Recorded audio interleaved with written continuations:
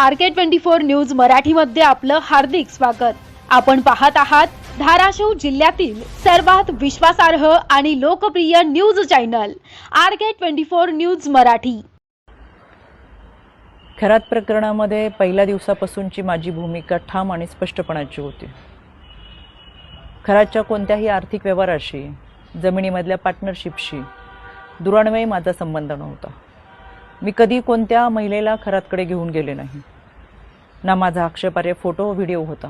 पण तरी सुद्धा गेले 1.5-2 महिने अतिशय अश्लील अश्लाघ्य भाषेमध्ये विधानं करत, कोणताही पुरावा नसताना माझ्यावर, माझ्या कुटुंबियांवरती केलेले आरोप हे अतिशय वेदनादायक होते।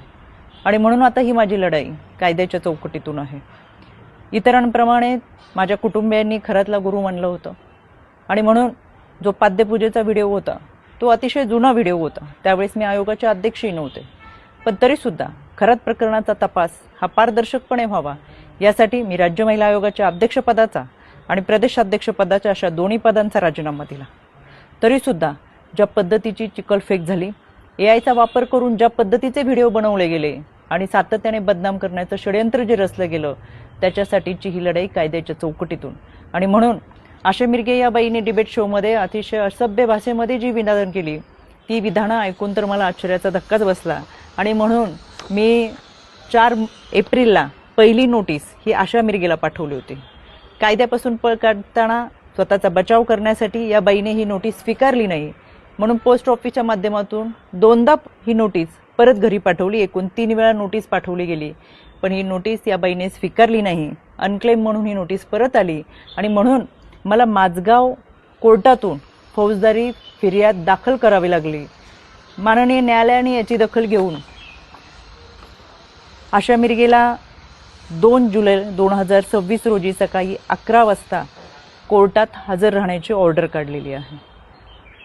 त्यावेळेस मी देखील हजर असेलच, कारण की हा लढा आता स्त्रीत्वाच्या सन्मानाचा आहे। यामध्ये आशा मिरगेप्रमाणेच इतर काही महिलांनी देखील कोणताही पुरावा नसताना अतिशय बेताल विधानं केली, सातत्याने बदनाम करण्याचा प्रयत्न केला, आरोप केले। कोणताही पुरावा त्या सादर करू शकला नाही। त्या सगळ्यांना 2 दिवसापूर्वी दिल्ली हायकोर्टातून नोटिसा पाठवलेल्या आहेत। दिल्ली हायकोर्टात सुद्धा मी उपस्थित राहणार आहे। हा लढा स्त्रीत्वाच्या सन्मानाचा, इथून पुढे कोणत्याही महिलेच्या चारित्र्यावरती शिंतोडे उडवले जाऊ नयेत यासाठी हा लढा आहे। आणि म्हणून खऱ्या अर्थानं हा महाराष्ट्र छत्रपती शिवरायांच्या विचारांचा महाराष्ट्र, जिजाऊ सावित्री अहिल्या रमाई भीमाईचा महाराष्ट्र।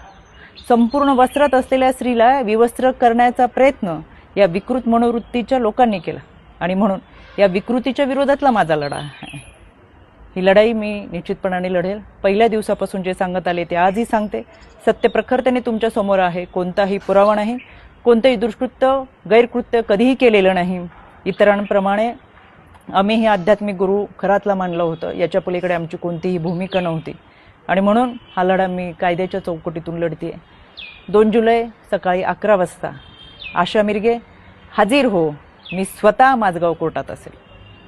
बातम्या आणि जाहिरातांसाठी संपर्क राहुल अंकुश कांबळे, मुख्य संपादक 9881 85 85 40। सबस्क्राइब करा RK24 न्यूज मराठी। ताजा अपडेट्ससाठी लाईक, शेअर, कमेंट करा। RK24 न्यूज मराठी, तुमचा विश्वास आमचं कर्तव्य।